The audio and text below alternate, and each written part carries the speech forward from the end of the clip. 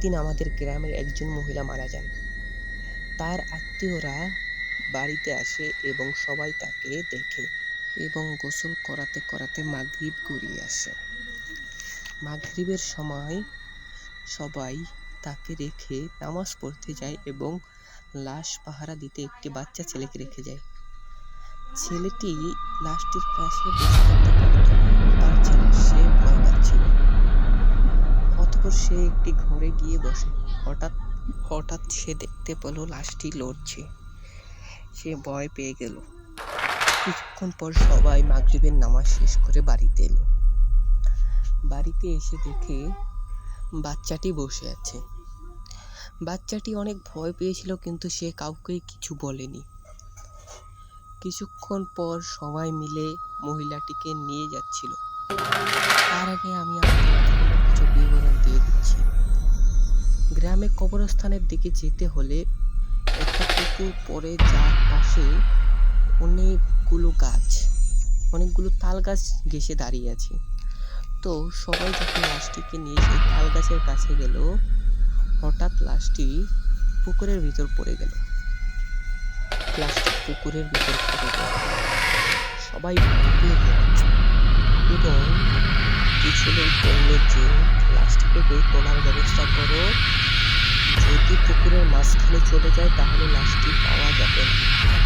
এই কথা শুনে অনেক ছেলেরাই লাশটিকে খুঁজতে পুকুরে নামলো, কিন্তু কেউ লাশটিকে পুকুরের নিচে খুঁজে পেল না।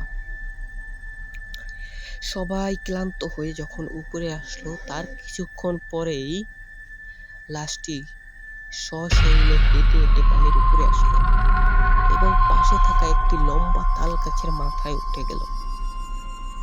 সবাই ভাবছিল যে লাশটিকে এবার কিভাবে নামানো যায়। অনেকে অনেক বুদ্ধি দিচ্ছিল। কেউ বলছিল মই দিয়ে উপরে উঠে লাশটিকে নামাও, আবার কেউ বা বলছিল গাছ বেয়ে উঠে নামাও।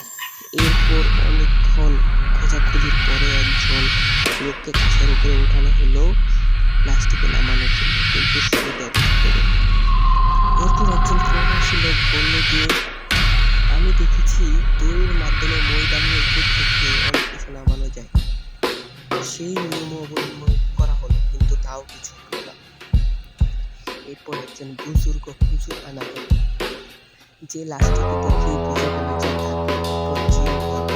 সে কোরআন হাদিসের প্রেক্ষাপটে লাশটিকে জিনটি সাথে কথা বলল এবং জিজ্ঞেস করল যে তুমি কি চাও তার কাছ থেকে। জিনটি বলল আমি যাব না। এরপর হুজুরটি তাকে খুব আগ্রহ করে সে বলল যে সে রাজি ছিল।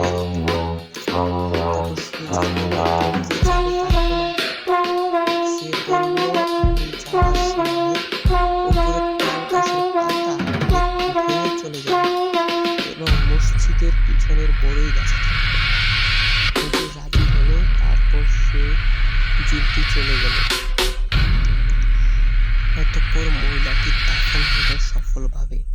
আজকের ঘটনা এতটুকুই। আপনাদের কাছে যদি কোনো ঘটনা থাকে তাহলে আপনারা আমাকে মেসেজ করে দিতে পারেন। আমি অবশ্যই আপনাদের ঘটনা পড়ে শোনাবো।